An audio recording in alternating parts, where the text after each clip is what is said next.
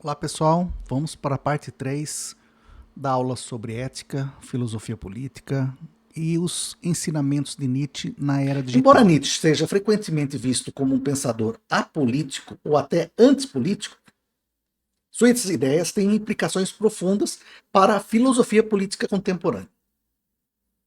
Sua crítica das estruturas de poder, disfarçadas de verdades naturais ou morais, sua análise da função social da moral, seu convite à responsabilidade individual pela criação de valores, oferecem e muito recursos conceituais valiosos. Ao mesmo tempo, o pensamento nietzschiano apresenta riscos. Ele pode ser instrumentalizado para justificar elitismos. Pode ser interpretado erroneamente como legitimando dominação. E sua crítica radical de fundamentos morais pode parecer deixar-nos sem critérios para avaliação ética. Eu tentei explicar que não é bem assim. Não é assim. Não é assim. Tá? As pessoas interpretam da forma que elas querem. Então, eles introduzem uma perspectiva própria para uso, para interesse pessoal. Entendeu? E nosso desafio, no caso, é nos apropriar criticamente de suas intuições mais valiosas, enquanto reconhecemos suas limitações e perigo. Muito bem, gente. E a provocaçãozinha que eu faço é: críticas à moral podem liberar a criatividade ou colocam em risco a convivência ética em sociedade. Entendo. Críticas à moral podem liberar a criatividade ou colocam em risco a convivência ética em sociedade. Bom, né? Legal. Agora vamos falar um pouquinho aqui, continuando, da questão da responsabilidade ética na construção de discursos políticos. Isso aí é algo mais do que atual, não é isso? Então, Nietzsche já fazia uma crítica aí à verdade e à moral, já falou. E que isso não necessariamente implica niilismo ético e responsável. Vamos lembrar, as críticas que Nietzsche faz à verdade e à moral não implicam no niilismo ético e responsável. Não implica. Terceira vez que eu falo. Pelo contrário. Ao demonstrar que valores são criações humanas, Nietzsche aumenta nossa responsabilidade por eles. Se não podemos apelar para fundamentos transcendentes ou verdades absolutas, devemos assumir plena responsabilidade pelos discursos que construímos e pelas narrativas que propagamos. Nós temos que ser responsáveis por isso. Não ficar falando sempre que o outro é responsável pelas besteiras que eu fiz. No espaço público contemporâneo, isso significa reconhecer que toda comunicação envolve escolhas éticas, todas. Cada vez mais. Uma palavra fora do contexto pode resultar em uma bagunça tremenda. Vocês viram o caso da BBC com o Trump, que foi feito um documentário em que, na realidade, eles distorceram um pedaço de um. Veja bem, o documentário era enorme, mas tinha lá um pedacinho que eles distorceram, né, o significado de uma frase. Você sabe quanto pode render de prejuízo esse errinho de distorção? 5 bilhões de dólares. Então, veja bem, um pedacinho de uma frase pode resultar em grandes prejuízos. Nietzsche nos convocaria, na realidade, a exercer um pensamento crítico constante. Sim, questionando especialmente aqueles discursos que se apresentam como neutros, objetivos ou inevitáveis. Interessante, né? Para pensar. A responsabilidade ética na construção dos discursos públicos envolve transparência sobre as suas perspectivas e interesses. É o que ele sempre diz. Né? Essa história de um discurso neutro, né? Não, eu não estou falando mal da direita, não estou falando mal da esquerda. Não, quando você resolve, né, é, abrir começar uma narrativa, você tem que entender que isso está dentro da sua perspectiva. E você não pode simplesmente se ausentar, se excluir dessa perspectiva, até porque você tem algum interesse, né, na sua narrativa. Então não é só, né, se colocar fora do contexto.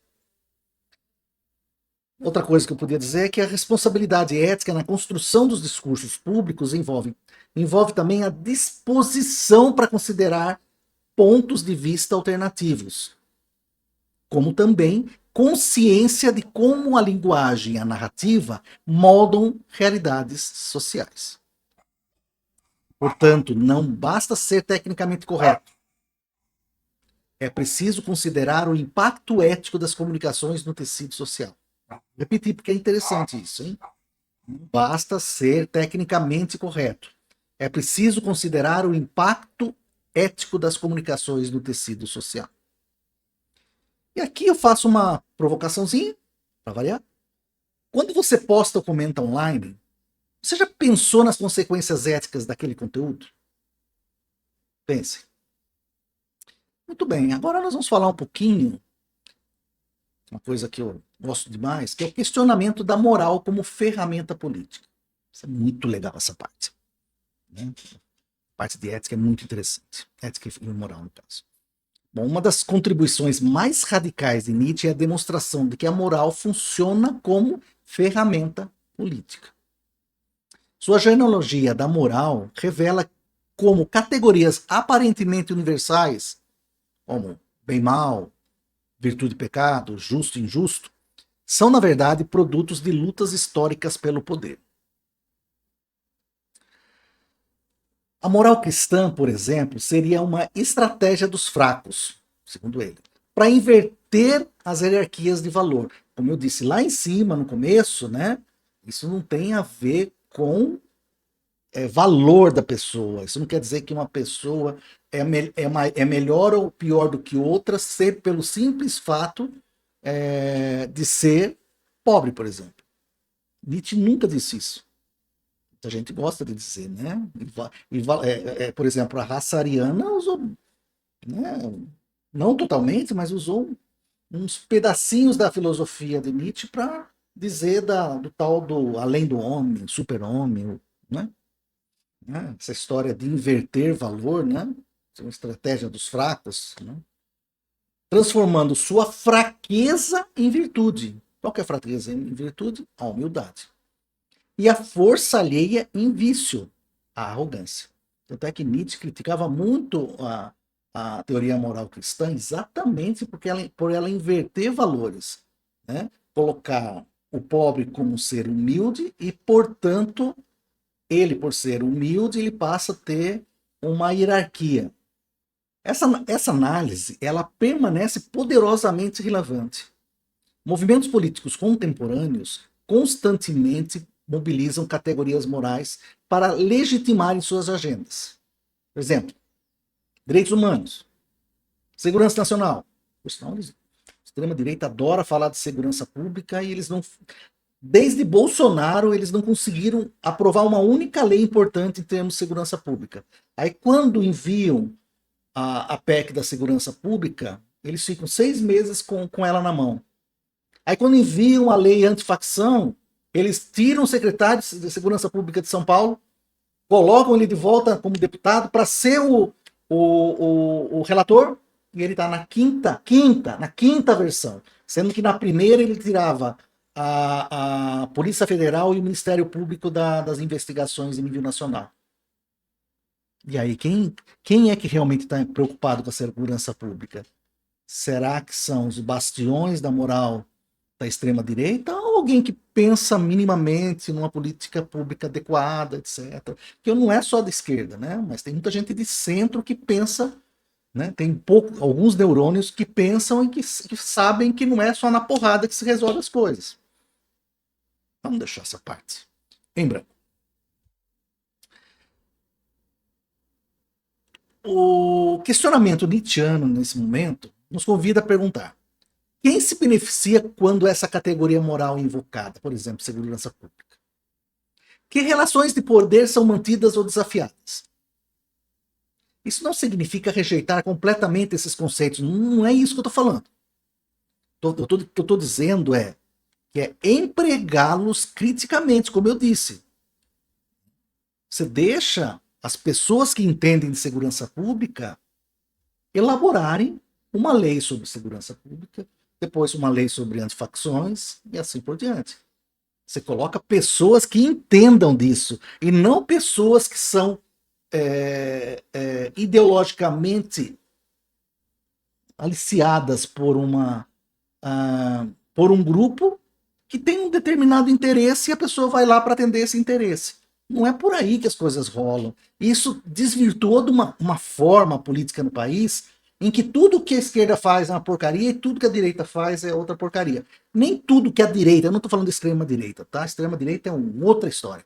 Mas o que a direita e os moderados de direita falam, algumas coisas sim estão certas, outras erradas. E a mesma coisa do pessoal de esquerda e moderados de esquerda, que algumas coisas sim, outras não. Eu também excluo um pouco os radicais de esquerda, porque eu não compartilho muito com alguns dos ideais deles. Até posso respeitar, mas não compartilho. Boa parte, né? Não todos. E aí, o que mais que eu poderia dizer aqui? O questionamento moral torna-se ferramenta de resistência contra formas de dominação que se apresentam como naturais ou inevitáveis. E aí, gente, vale aí uma provocaçãozinha, né? Quem define o que é certo ou errado na sociedade? Todo discurso moral serve a algum interesse de grupo? Sim. Com certeza sim. Coloquem isso na cabeça. Aqui estou fazendo aqui uma análise de casos. Estou colocando aqui 3 categorias morais: defesa da família, combate à corrupção e justiça social. Vou fazer alguns comentários, tá? Bom, a moral, como a gente já conversou, ela pode funcionar como uma ferramenta política. Ok? A genealogia nietzschiana nos ensina que categorias morais, aparentemente universais e neutras, como comentei, bem, mal, justo, injusto, etc., são, na verdade, construções históricas que servem a interesses específicos e a relações de poder determinados. Só para repetindo. O quadro aqui que eu estou mostrando para vocês simplifica isso perfeitamente através dessas 3 categorias. Defesa da família. Esta categoria moral é frequentemente mobilizada em debates sobre educação sexual, direitos do grupo LGBTQI+, ideologia de gênero. A análise nietzschiana perguntaria: que modelo específico de família está sendo defendido? Procure na internet saber qual percentual de famílias são comandadas por mulheres sozinhas.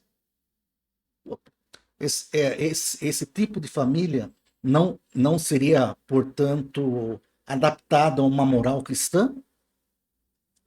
O que a mulher tem de culpa se o cara muitas vezes foge? Casamento entre pessoas do mesmo gênero. Qual o problema? Eles se gostam, né? O interesse é deles, não é nosso. Quem sou eu para julgar o interesse de outra pessoa? Então, eu fico imaginando isso. Eu vou deixar claro que isso é uma questão amoral. Não se preocupem, não vou falar nada de excepcional. Amoral significa que ele não é nem moral, nem imoral. Ele foge da questão de um julgamento moral. Porque são 2 pessoas que resolveram morar juntas. Ponto. Não tem interesse de nenhuma outra pessoa.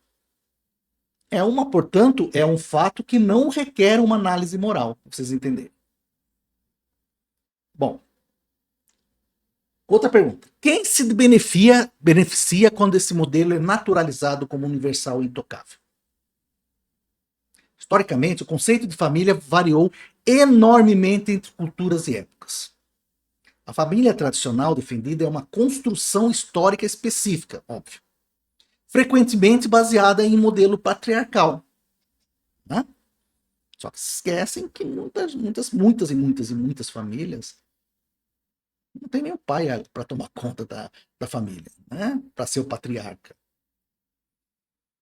Além de ser um modelo também heteronormativo e religioso.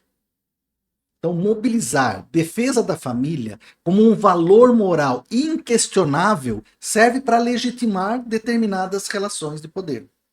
Gênero, sexualidade, religiosidade, e deslegitimar alternativas. Vou deixar um comentário sobre isso. Os grupos conservadores utilizam essa linguagem moral para mobilizar o eleitorado religioso e conservador, transformando questão política de organização social em uma questão moral aparentemente universal. Chique, né? O combate à corrupção. Então, a Operação Lava Jato exemplifica perfeitamente a instrumentalização política da moral. Certamente a corrupção é um problema real que deve ser combatido. Não estou dizendo aqui que não é. Deve ser.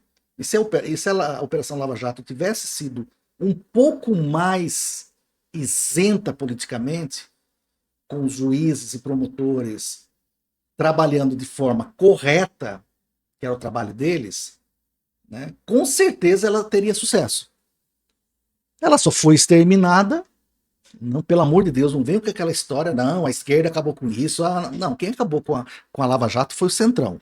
Todo mundo sabe disso. Mas o que eu estou dizendo é que a Lava Jato, se tivesse feito tudo certo, não teria como acabar com ela. Porque tudo que as pessoas fizessem ia dar em nada. Mas se você faz alguma coisa errada dentro do rito jurídico, então, repetindo, vou repetir isso com clareza. A corrupção é um problema real que deve ser combatido. Mas a análise nietzschiana examina como o discurso moral foi mobilizado estrategicamente. Como? Seletividade nas investigações e vazamentos. Toda semana tem um vazamento. Curioso, né? Vamos vazar. Vazar. Uso de linguagem moral absolutista. Então, no caso, moralismo em vez de uma análise institucional. Eu não consigo esquecer do tal do slide do promotor mostrando como que era o esquema de corrupção, etc. E colocando ali PT, Lula, etc. como os grandes interessados. Aquilo lá foi uma performance, né, midiática, à lá Nicolas Ferreira, né? Que só serviu para isso aí que vocês estão vendo. Que essa linguagem absolutista, entendeu? Nós somos a verdade, nada mais nos faltará. Outra coisa que eu podia falar também é a colaboração entre mídia e judiciário na construção de uma narrativa moral simplificada, como também consequências políticas específicas, no caso, o enfraquecimento de partidos específicos, a ascensão de outros partidos. Então, o discurso do combate à corrupção frequentemente funciona menos como projeto institucional sério, tá? Mas muito mais como uma arma política para fragilizar adversários e conquistar apoio popular através da indignação moral. Nietzsche perguntaria: por que alguns atores políticos são investigados rigorosamente, enquanto outros são poupados? Que interesses são servidos quando corrupção se torna teatro moral, em vez de problema institucional a ser resolvido sistematicamente? Outro exemplo, o prefeito de Sorocaba foi pego num esquema milionário, né, de corrupção. Aí ele faz um videozinho todo maravilhoso, todo produzido, dizendo que ele está sendo perseguido. Só que tem 1 milhão de provas mostrando que ele, a irmã, etc., estavam no conluio. E ele está sendo perseguido. Essa é a razão. O dinheiro que foi desviado não tem importância nenhuma. Ele ser perseguido que é o importante. Vocês veem como você consegue desviar a atenção, construir uma nova narrativa. E tem muita gente da extrema-direita que vai acreditar nele. Aqui a gente vai falar agora da justiça social, que é o terceiro item, né? O que a gente vê que são políticas de cotas raciais e sociais, programas de redistribuição e redução de desigualdades, são frequentemente justificadas através do discurso de justiça social. A análise nietzschiana não necessariamente rejeitaria essas políticas, mas examinaria criticamente como a linguagem moral é mobilizada. Movimentos progressistas utilizam justiça social para legitimar intervenções estatais e conquistar apoio de grupos marginalizados. Então ele está falando do interesse do discurso, certo? Não está dizendo que está errado. Nem eu acharia errado. Estou falando da utilização dessa narrativa. A questão nietzschiana seria basicamente que concepção específica da justiça está sendo pressuposta. Justiça como igualdade de resultados, de oportunidades, de reconhecimento.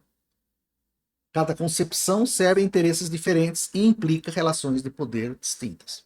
O risco, do ponto de vista nietzschiano, é que justiça social se torne moralismo simplificador, que impede a análise das nuances de trade-off, né, trocas, custo e consequências não intencionadas de políticas específicas.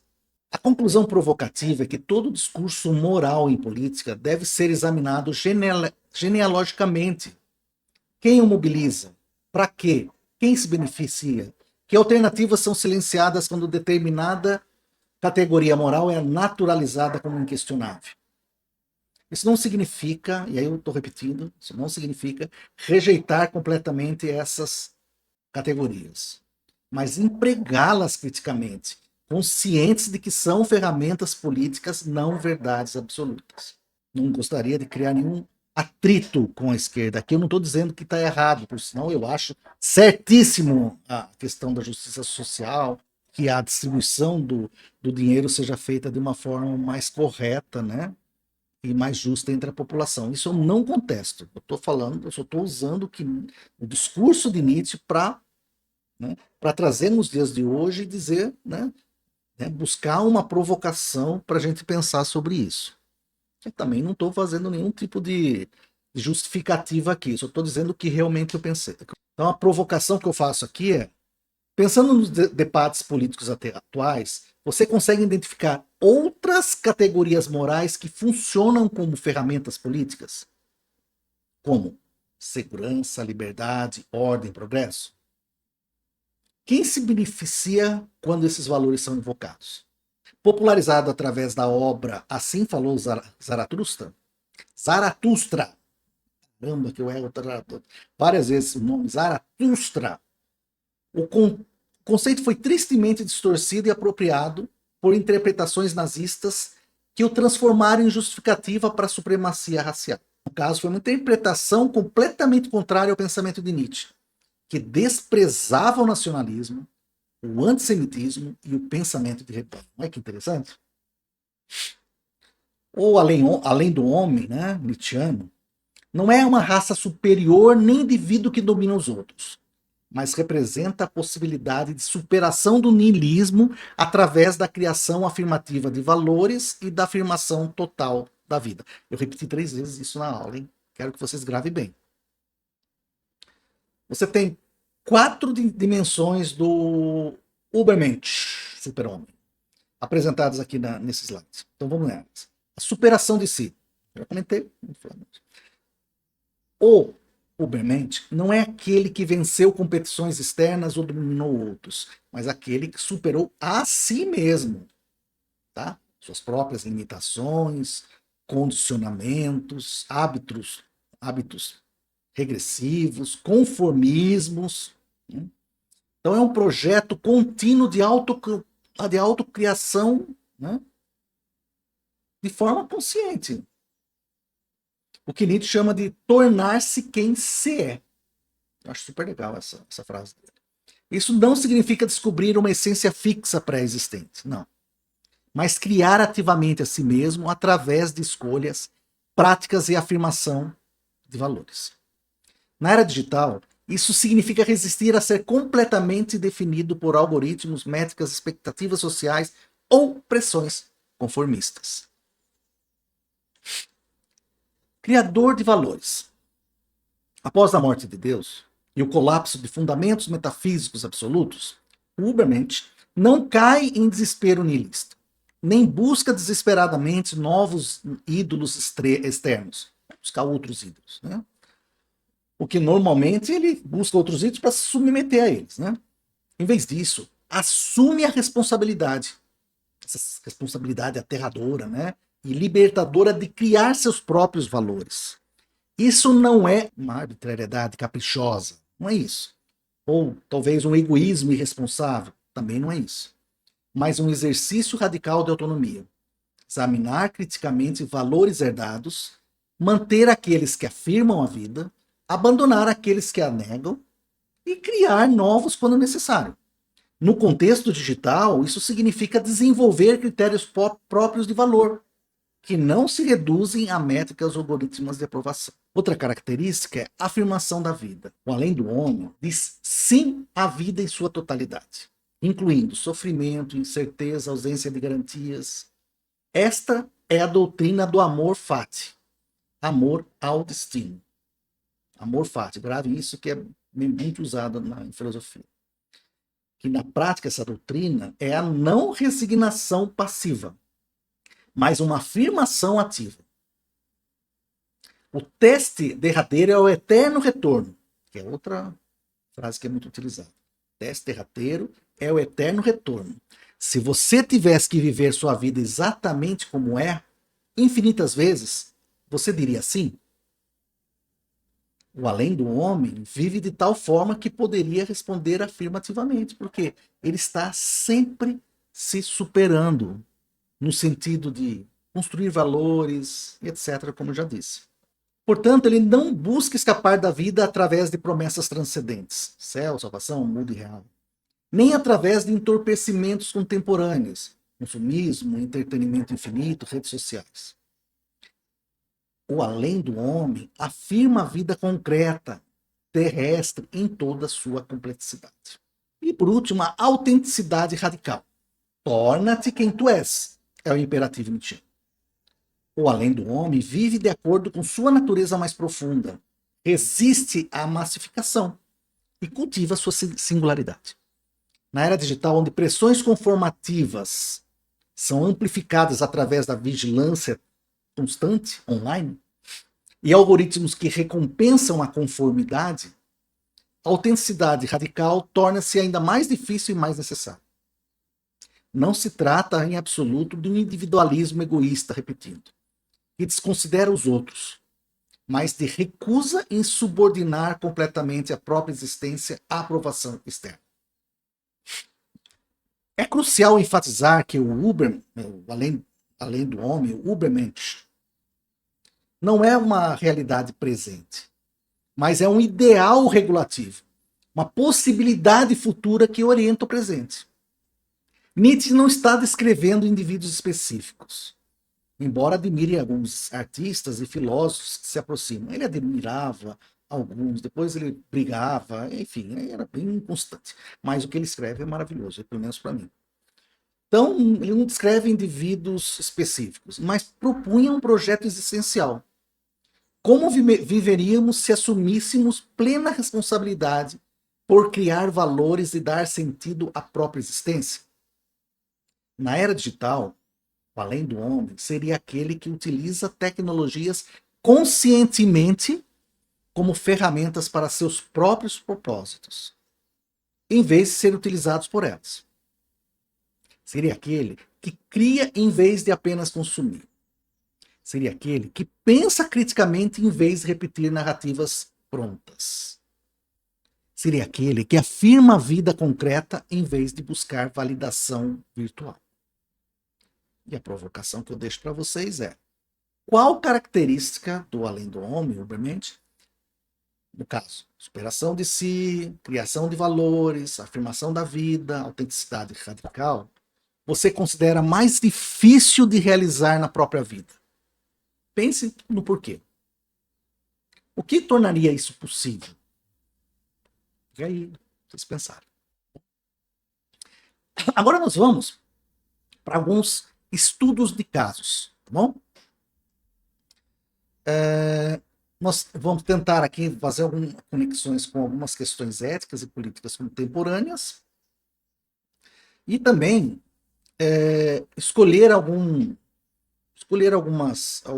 cenários, né, em que a gente possa emitir uma forma de diagnóstico nietzschiano sobre verdade, moral, poder, identidade, que permanecem surpreendentemente atualizados. Cada caso demonstra como conceitos filosóficos abstratos ganham vida nas dinâmicas sociais, que a gente vive diariamente nas redes sociais e no espaço público brasileiro. A gente vai examinar as fake news nas eleições, exemplificar a instrumentalização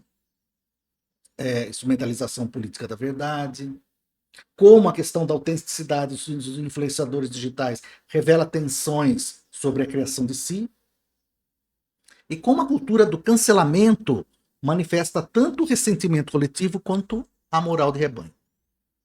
Esses 3 casos que eu vou mostrar para vocês, eles podem ajudar a consolidar a nossa compreensão e a desenvolver uma postura mais crítica e mais sofisticada diante desses desafios éticos da era digital. Primeiro, caso 1. As fake news nas eleições brasileiras. No caso, a instrumentalização da mentira compartilhada como poder político. Bom, nesse primeiro exemplo, traz a questão das fake news no contexto eleitoral brasileiro. Fenômeno que ilustra perfeitamente a tese nietzschiana de que verdade e poder são inseparáveis. Acho que talvez o exemplo mais claro disso.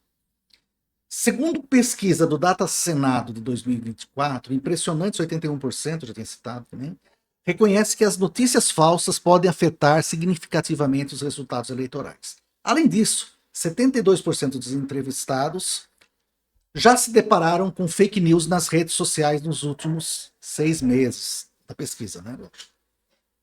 Para as eleições de 2026, o TSE precisou criar novas regulamentações específicas para o uso de inteligência artificial e deepfakes na propaganda eleitoral. Que agora, com essas novas ferramentas, virou uma facilidade imensa. Você coloca qualquer pessoa em qualquer lugar fazendo o que você bem entende. Para você inventar criar um vídeo mostrando Lula recebendo malas de dinheiro, não é difícil. Né? Não é difícil. Então é muito complicado como vai ser daqui para frente. Porque você pode criar qualquer cenário. Né? Do mesmo jeito que as IAs nos ajudam em algumas coisas, elas também criam situações bastante complicadas. Muito bem. Então, essas novas regulamentações estão tentando, de alguma forma, coibir, né, esses conteúdos manipulados e estabelecer responsabilidade solidária das plataformas. Eu acho que isso não vai servir para nada. Do ponto de vista nietzschiano, esse fenômeno não deve nos surpreender, gente. Nietzsche já havia demonstrado que aquilo que chamamos de verdade é sempre uma interpretação situada em relação ao poder. No contexto eleitoral, grupos políticos eles simplesmente não relatam fatos objetivos, na maior parte das vezes. Eles constroem narrativas que são estratégicas e que servem para consolidar poder e mobilizar apoio. A fake news é apenas a expressão mais explícita dessa dinâmica. A criação deliberada de uma verdade alternativa que, quando disseminada eficazmente, né, pode ter mais impacto político do que a verdade factual, e normalmente tem. E aqui nós vamos observar claramente o perspectivismo nietzschiano em ação. Cada campo político constrói sua própria versão dos acontecimentos, seleciona fatos que confirmam sua narrativa e desqualifica informações contrárias como fake news do adversário. O resultado é um ambiente onde a distinção entre verdadeiro e falso torna-se secundário à questão de qual narrativa consegue mobilizar mais pessoas e consolidar mais poder. E, como eu disse para vocês, você só consegue construir esse ambiente, né, ambiente digital, onde você tem dificuldade de saber o que é verdadeiro e falso, quando você necessita obrigatoriamente de uma polarização. Nessa polarização você tem construção de narrativas divergentes, tá? E lembrar que em cada grupo você tem uma questão de tribo e lealdade, tá? Então, uma determinada irrealidade, né, como narrativa, ela só vai ser aceita dentro daquela realidade virtual, né? Ou uma realidade paralela. Porque se você analisar os fatos factuais, vai ser muito mais complicado, porque eles divergem dessas narrativas. Então você precisa de toda uma construção, né? Como eu disse, você tem que dividir, você tem que criar adversários, você tem que criar grupos que tenham inimigos do outro lado para poder engajar e você ter cada vez mais compartilhamentos. E assim você pode e deve construir uma narrativa que atenda àquela bolha, né? Você usa os fatos da forma como você bem entender. E aí a questão ética que emerge é muito mais complexa, né? Se não podemos apelar para uma verdade objetiva e neutra, como critério absoluto, como exerceremos a responsabilidade crítica? Nietzsche ele tenta responder, né? Seria desenvolvendo uma postura de suspeita permanente. É isso que eu sempre falo para todo mundo nos cursos que eu ministro de ética e filosofia. Uma das formas de resistir a essa erosão que a gente vê, a erosão ética e epistêmica, né? É você ter sempre essa postura, né? Tá sempre antenado para falar, não, isso parece suspeito. Eu acho que isso tem um interesse. Vamos analisar né, todo um contexto, muitas vezes histórico, para entender por que chegou nesse ponto. Para você entender minimamente por que, de repente, uma lei apareceu do nada, de repente, e assim por diante. Tá bom?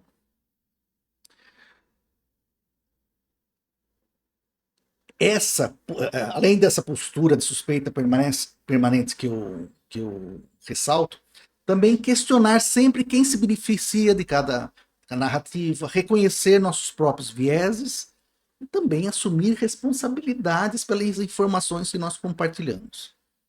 Não se trata, novamente, de relativismo que aceita todas as versões como equivalentes. Não é isso, tá? Repetindo pela 10ª vez. Mas é uma crítica sofisticada que reconhece o caráter construído estratégico de toda a narrativa política. Agora vamos para o estudo de caso 2. Os influenciadores digitais e autenticidade, né? Que é uma tensão entre ser autêntico e performar a autenticidade. Esse segundo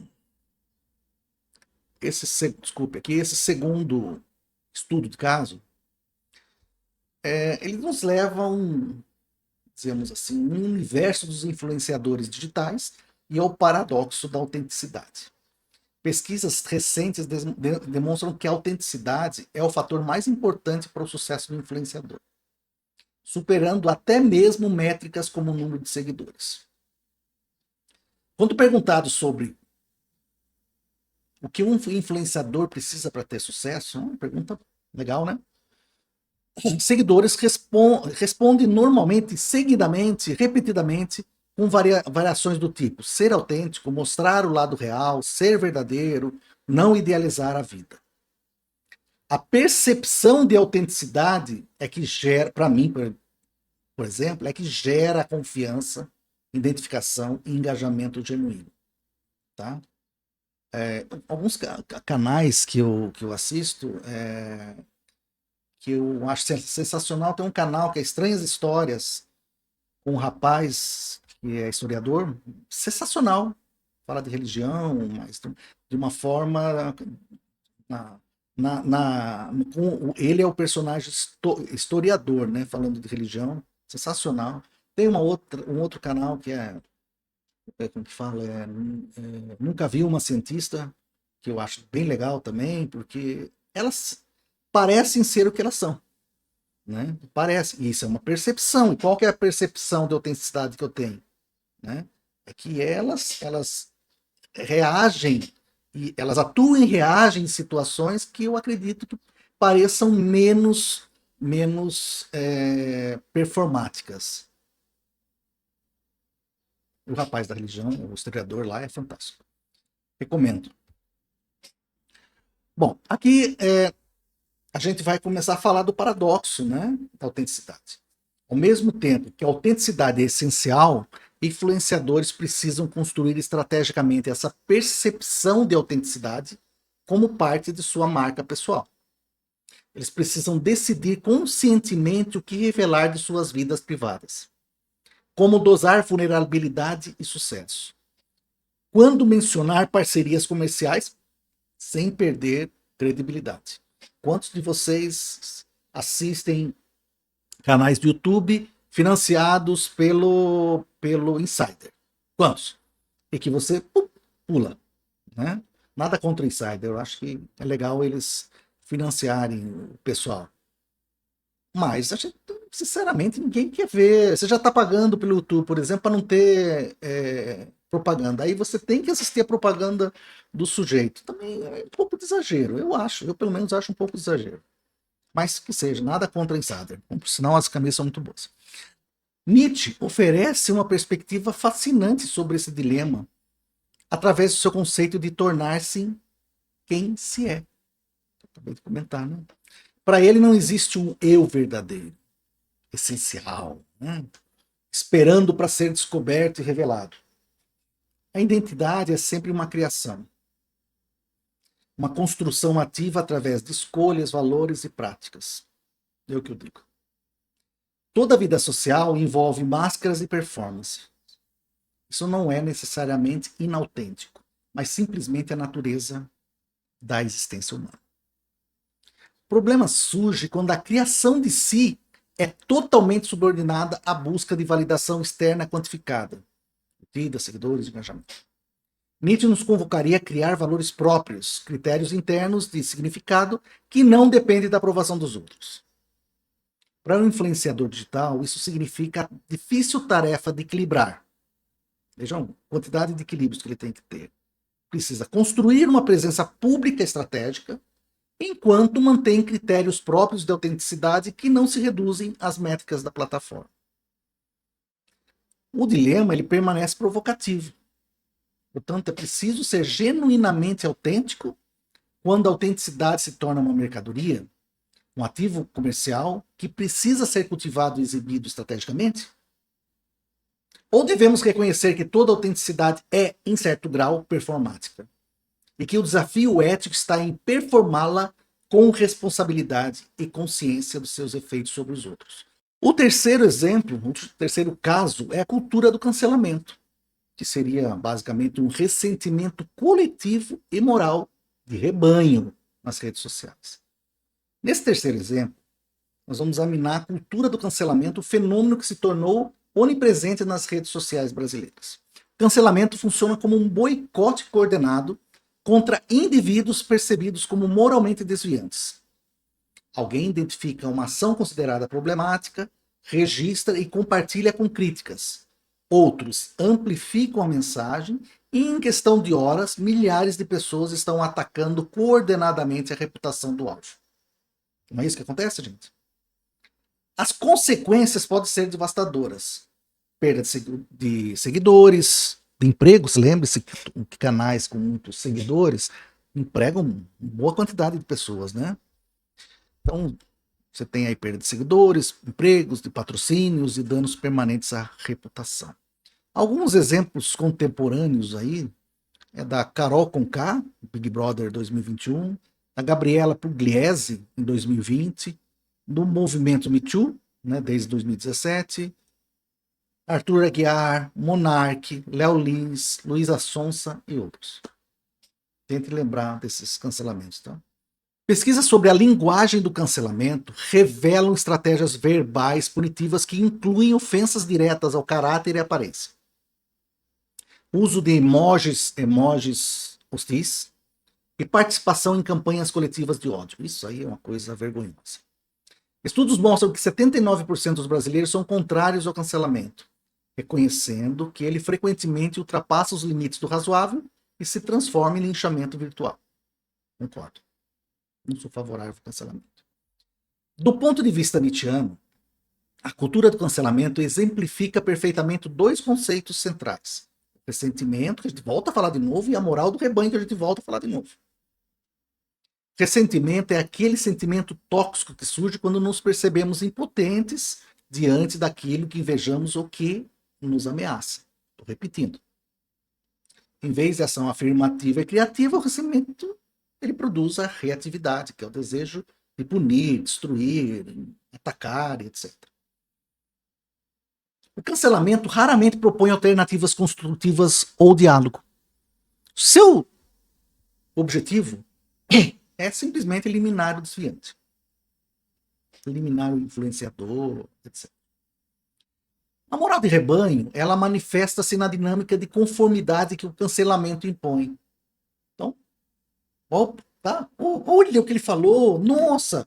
Aí o grupo fala, o pessoal, eu vou cancelar, eu vou cancelar, vou cancelar. Ah, é o que acontece, o rebanho inteiro, né, que segue aquela narrativa, vai falar, não, vamos cancelar, porque é um absurdo o que foi feito.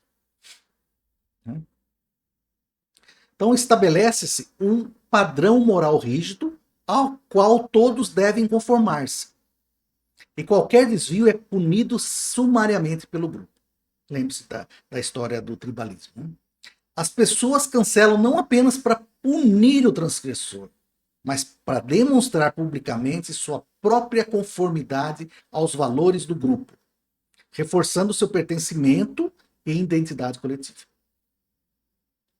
Essa é a lógica do rebanho, né? Moral do rebanho. No caso, há uma comemoração quando o cancelado cai, perde seguidores, é demitido, sai das redes, o que fortalece a coesão do grupo cancelador.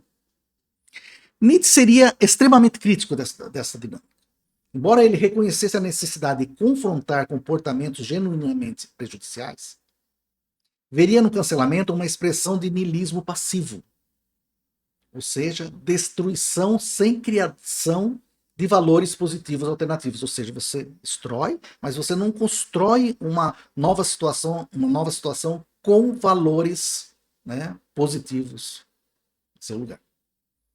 O cancelamento não convida à reflexão, ao crescimento ou à reparação, apenas à exclusão e ao silenciamento. A questão crítica permanece. Até que ponto o cancelamento representa a justiça social legítima?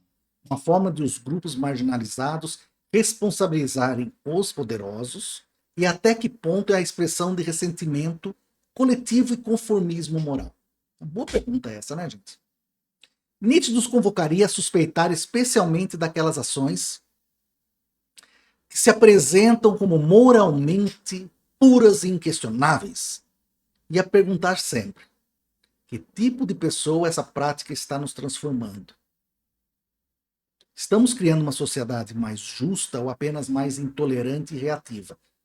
Minha resposta: eu acredito que nós estamos criando uma sociedade menos justa e muito mais intolerante e reativa.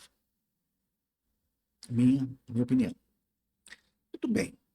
Aí nós fizemos aqui aí uma proposta para uma ética da autenticidade no contexto atual. Bom, como uma proposta construtiva aos desafios identificados, né, podemos esboçar uma ética da autenticidade inspirada em Nietzsche, mas adaptada às condições contemporâneas. Essa ética enfatizaria a sinceridade e a expressão genuína dos valores pessoais e coletivos. Em contraposição, logicamente, à performance superficial e à busca compulsiva por validação externa. Né? Preciso do meu like. Né? Envolveria, nesse caso, a criação consciente e reflexiva de valores, assumindo responsabilidade pelas escolhas éticas em vez de simplesmente conformar-se a normas sociais.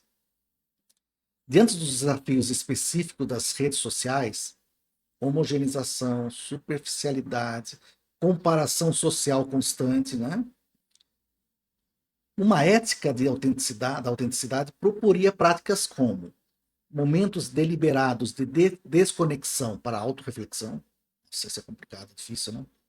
Cultivo de critérios internos de valor não dependentes de métricas de aprovação, disposição para expressar opiniões genuínas, mesmo quando essas são impopulares, e reconhecimento da complexidade e contradição inerentes à existência humana.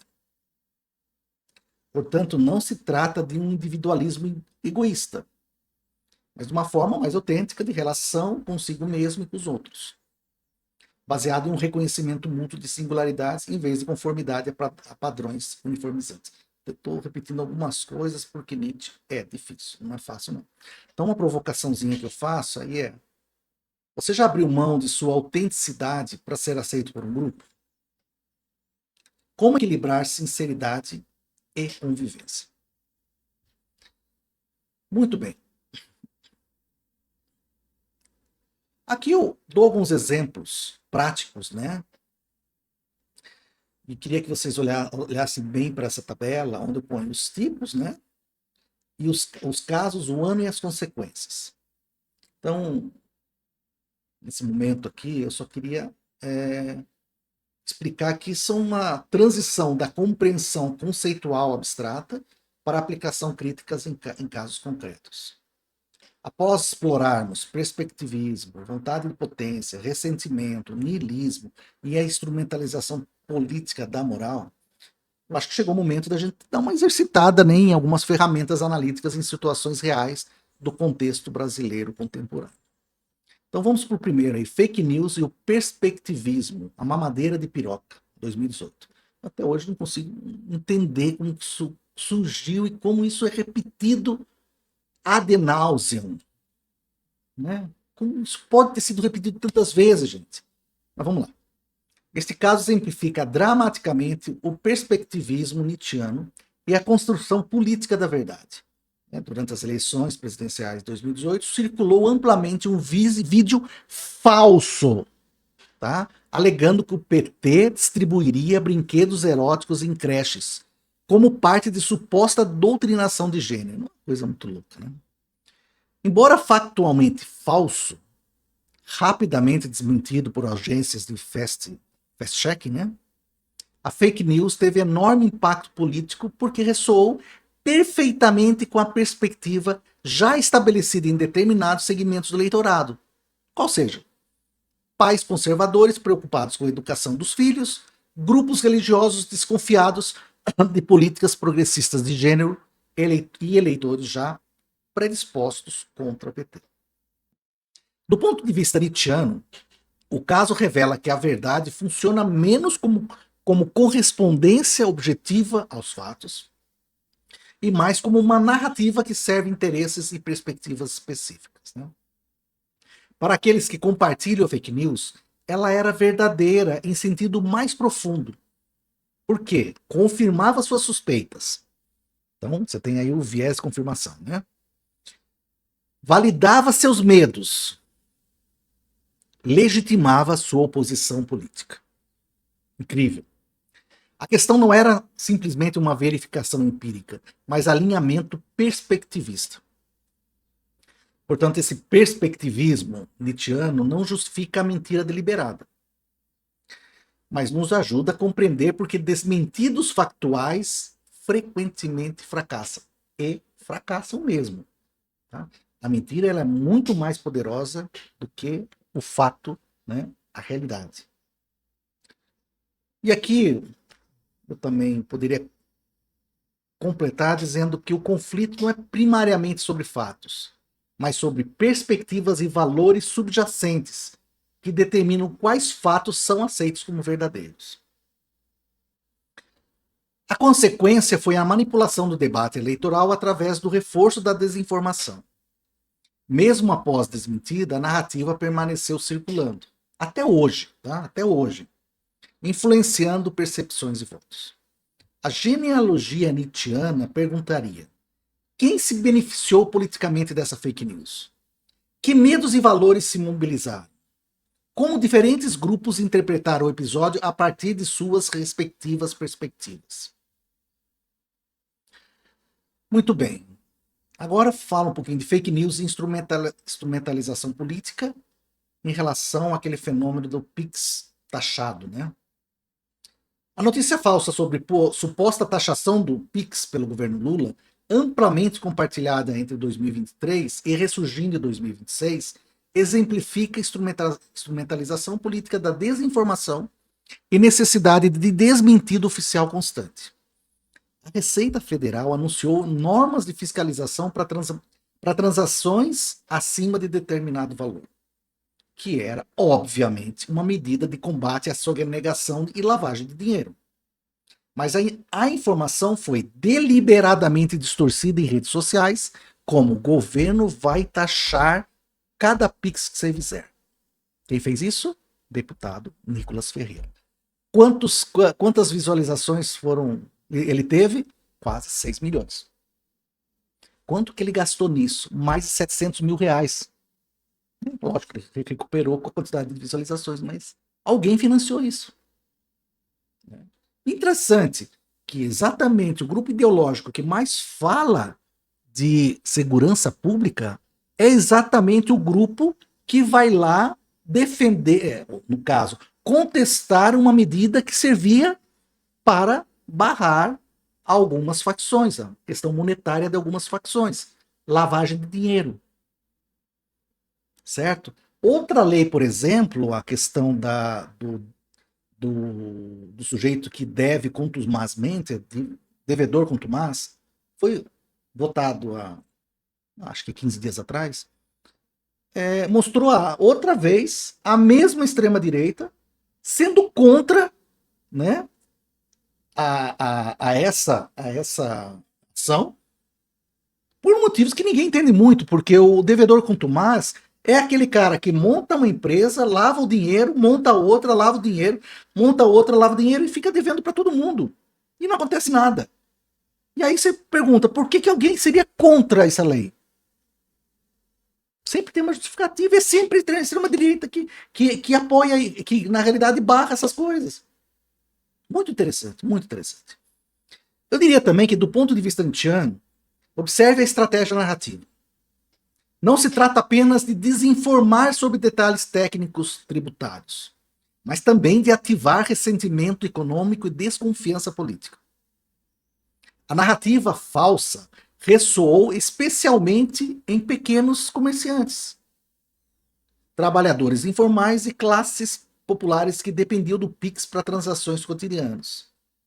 Uma das formas foi falar assim, olha, você pequeno comerciante lá aí da periferia, eles vão começar a taxar, eles vão procurar o quanto que vocês ganham para colocar um imposto de renda, a Receita Federal atrás de vocês. Isso é um completo desserviço. Alguém, logicamente, teve interesse que isso não passasse. Agora, me pergunte, por que a extrema-direita, que se considera a dona deste tema, sempre na hora do vamos ver, vota sempre contra ou faz alguma coisa para que nenhuma lei vá em frente? Para se perguntar, Nietzsche ajuda a gente a entender isso. E também vamos deixar claro que esse tipo de ação mobiliza sentimento, vem aqui de dentro, né? Um governo interferindo excessivamente, mais impostos prejudicando quem já tem dificuldades, não teve imposto nenhum, mas teoricamente seriam mais impostos, e confirmação de narrativas anti-PT sobre comunismo e controle estatal. A genealogia nietzschiana revela como categorias morais são mobilizadas. Liberdade contra a interferência estatal, trabalhador honesto prejudicado pelo governo corrupto, defesa da família que perde dinheiro para impostos. A fake news funcionou não porque as pessoas verificaram informações tributárias complexas, né? Não porque elas sinceramente acreditavam que o Pix seria taxado. Isso aí, a maioria das pessoas sabia que isso não era verdade. Mas eu acho que pegou, né? Porque ela confirmou perspectivas e ressentimentos preexistentes. As consequências incluem desinformação persistente, insegurança econômica desnecessária entre usuários do Pix e necessidade de desmentidos oficiais constantes que, eu repito, raramente alcançam a mesma circulação da desinformação original. Outro ponto que eu queria falar com vocês é do cancelamento imoral de rebanho, que eu já comentei anteriormente, mas eu vou falar especificamente da Gabriela Pugliese, 2020. Durante a pandemia do Covid-19, a influenciadora fitness Gabriela Pugliese foi cancelada nas redes sociais após fazer festa de aniversário em sua casa, violando recomendações de isolamento social. Ela perdeu milhões de seguidores e contratos publicitários importantes. Este caso exemplifica perfeitamente o que Nietzsche chama de moral de rebanho e o fenômeno do ressentimento coletivo nas redes sociais. E aí essa análise também identifica algumas dinâmicas. A moral do rebanho, a gente já comentou, como norma social estabelecida, que o grupo pune violentamente os transgressores, o ressentimento de classe, pois parte da violência dessa reatividade, ela deriva do ressentimento latente, né? O Gliese representa ainda, né, riqueza, privilégio, um estilo de vida aspiracional, inatingível para a maioria dos seguidores.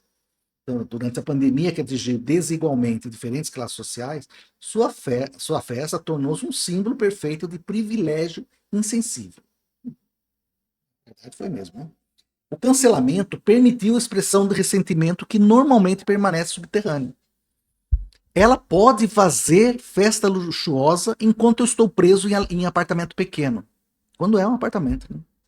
Ela tem privilégios que eu nunca terei. Nietzsche diria que a indignação moral funcionou como uma máscara socialmente aceitável para inveja e ressentimento. E aqui não estou falando que ela fez algo certo, não, hein? Não é esse o sentido. Quero que vocês, de novo, prestem atenção nos conceitos para entender que não é isso. Em nenhum momento estou falando que ela fez algo certo. Só estou dizendo como que você analisa cada fato. Segundo Nietzsche. Performatividade moral. Muitos participaram do cancelamento não necessariamente por indignação genuína, mas por performar virtude publicamente. Isso também é uma coisa que parece que virou festa do caqui, né? As pessoas elas performam-se o tempo todo para mostrar que elas são virtuosas, etc. O sujeito, né, que fala o que tem que falar, né, que expressa sentimento quando fica indignado, esse é mal visto. Isso aí, isso aí não. Imagine. Aquilo tá errado, mas ele não pode falar, não pode se indignar, a gente tem que ser educadinho. Enfim, é isso. Então, no caso, deixar de seguir, postar críticas, compartilhar memes de reprovação, tornaram-se formas de sinalizar. Então, eu sou uma pessoa responsável e moral, diferente dela. Então, a moralidade torna-se performance para consumo social. Como a gente vai fazendo pontes, né?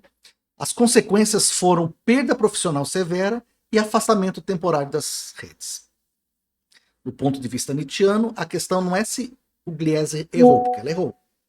Claramente ela agiu de forma irresponsável, né, gente? Durante uma pandemia grave. Mas, como eu disse anteriormente, examinar criticamente a natureza da punição, a justiça proporcional ou a vingança de rebanho. Responsabilização ou ressentimento coletivo. Crítica construtiva ou um prazer sádico em destruir privilegiados. MC Gui protagonizou um dos cancelamentos mais traumáticos da internet brasileira após uma criança com câncer ser maltratada durante evento fotográfico na Disney.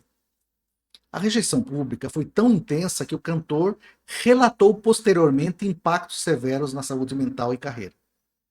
Este caso revelou dimensões mais sombrias do fenômeno do cancelamento, especialmente quando atingem jovens sem estrutura psicológica ou profissional para lidar com ódio massivo. No caso aí, a análise nietzschiana ela identifica a crueldade coletiva disfarçada de justiça moral. A indignação inicial era compreensível. Maltratar uma criança doente é objetivamente condenável, lógico. Ninguém está dizendo que é algo certo, né? Vamos lembrar disso. Mas a resposta foi desproporcional. Um ódio massivo, desejo de destruição completa da carreira e da imagem do sujeito. Um prazer evidente em humilhar publicamente. Se ele mereceu ou não é uma outra história, tá? Uma outra história. A gente está novamente analisando sobre a luz de Nietzsche. Falando nele, ele diria que aqui vemos o instinto de crueldade humana, normalmente reprimido por normas civilizatórias, encontrando vazão social, lógico, legitimada através da indignação moral. O ressentimento também opera, né? MC Gui, é um jovem negro de periferia que alcançou fama e riqueza através do funk, que é um gênero musical frequentemente desprezado por classes médias e altas, né? Tornou-se o alvo preferido. E, principalmente, o alvo perfeito. Seu erro permitiu que ressentimentos acumulados de classe, raça, gosto musical e inveja fossem descarregados de forma moralmente justificada. Ele merece perder tudo. Torna-se uma forma socialmente aceitável de expressar: eu sempre achei ele inferior, vulgar, não merecedor de sucesso. As consequências, como dissemos, foram devastadoras. E aí eu deixo aí uma provocação nietzschiana, né? Onde está a linha entre a responsabilização justa e o sadismo coletivo? Porque vamos deixar claro, ele fez algo errado e ele precisava se responsabilizar por seus atos. Mas onde que está a separação entre essa responsabilização justa e o sadismo? Ou seja, a pessoa ter prazer em ferrar com a carreira do sujeito. Quando a punição coletiva informal é desproporcional ao erro cometido, não seria uma manifestação do que Nietzsche chamaria de prazer na crueldade, apenas disfarçada de moralidade? É para pensar, gente. Eu não estou falando, né, diretamente o que é ou não é. Só estou dizendo que a gente precisa pensar sobre isso. Bom, outro é o dilema ético do influenciador. Tá? Falou aí, planilha dos influenciadores, né? Bom, em 2025 vazou uma lista anônima avaliando celebridades e influenciadores digitais brasileiros, gerando controvérsia sobre ética profissional, reputação e exposição. Devida, logicamente. O caso exemplifica múltiplos conceitos nietzschianos simultaneamente. E aqui eu vou ter que repetir, né?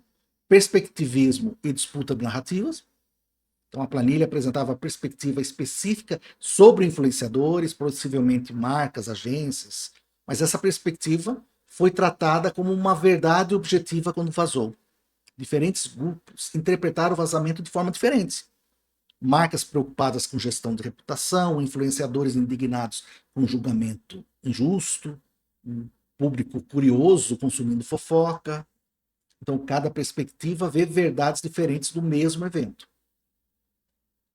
Ressentimento e economia da atenção. Parte da circulação viral derivou do ressentimento contra influenciadores bem-sucedidos. A planilha permitiu o rebaixamento simbólico de figuras aspiracionais, satisfazendo o impulso de revelação da verdade por trás da fachada.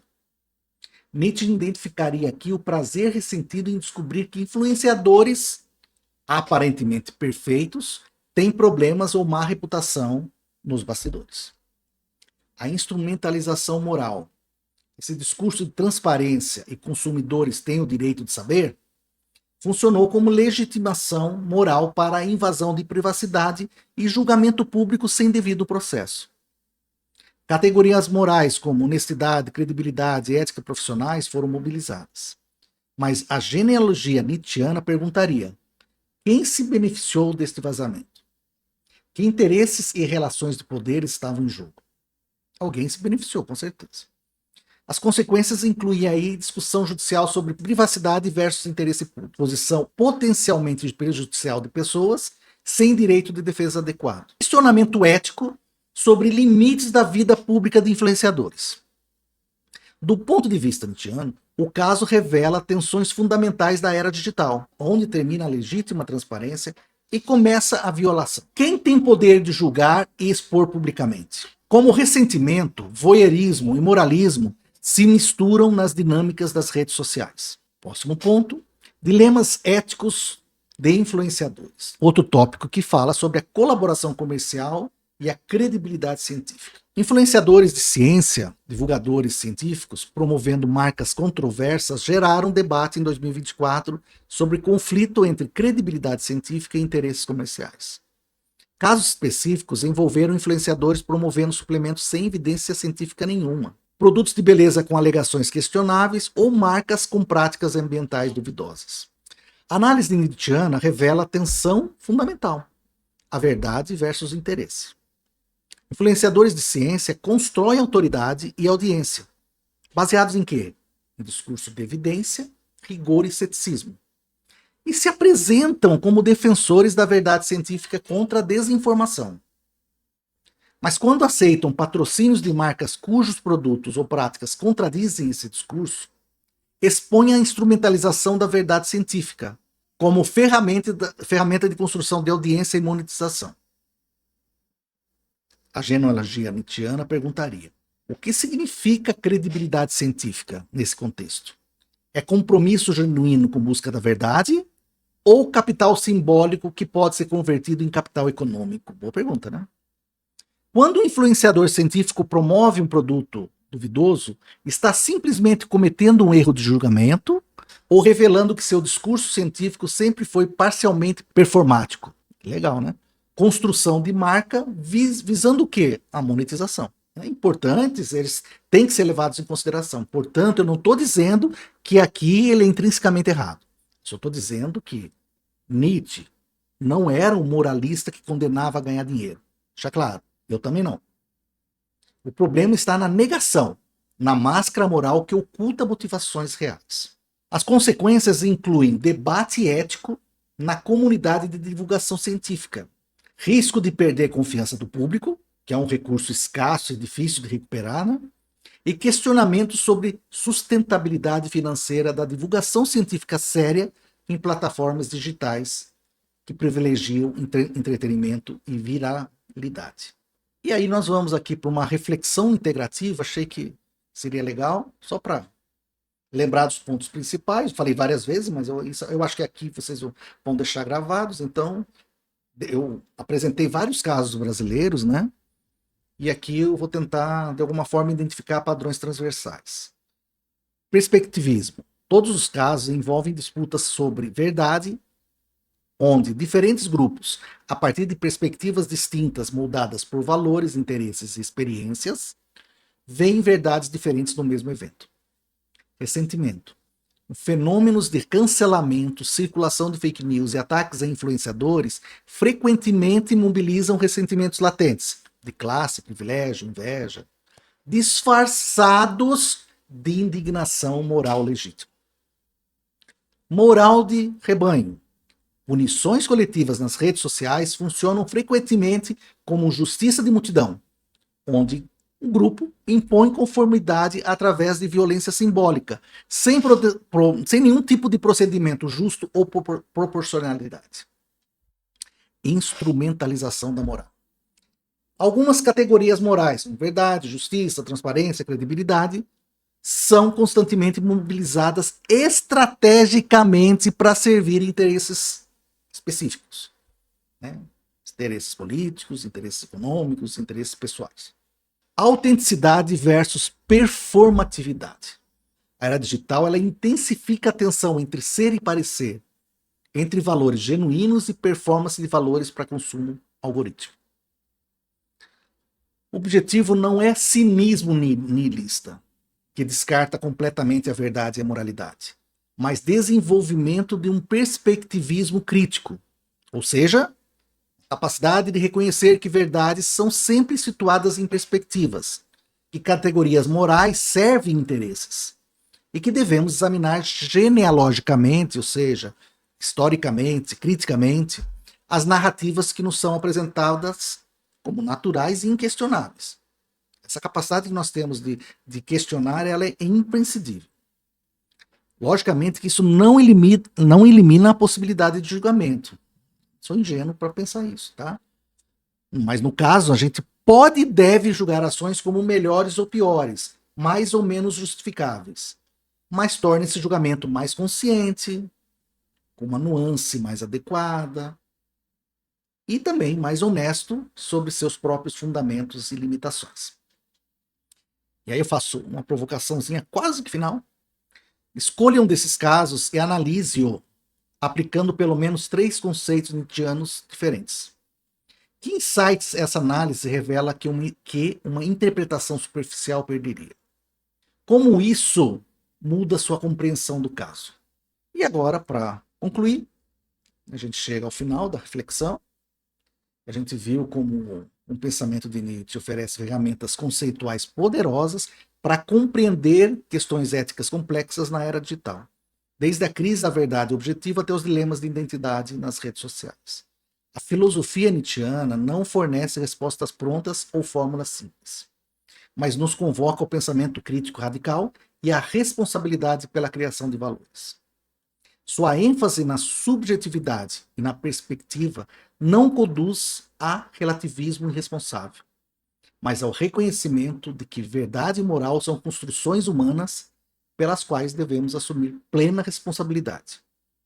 No contexto das redes sociais e da política contemporânea, isso significa questionar constantemente as narrativas dominantes, resistir à massificação digital, cultivar a autenticidade e reconhecer o caráter estratégico e político daquilo que se apresenta como verdade neutra.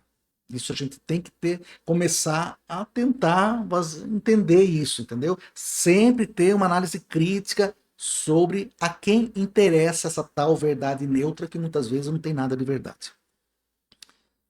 Concluindo, o projeto de autocriação nietzschiano permanece um convite radical. Torna-se quem se é.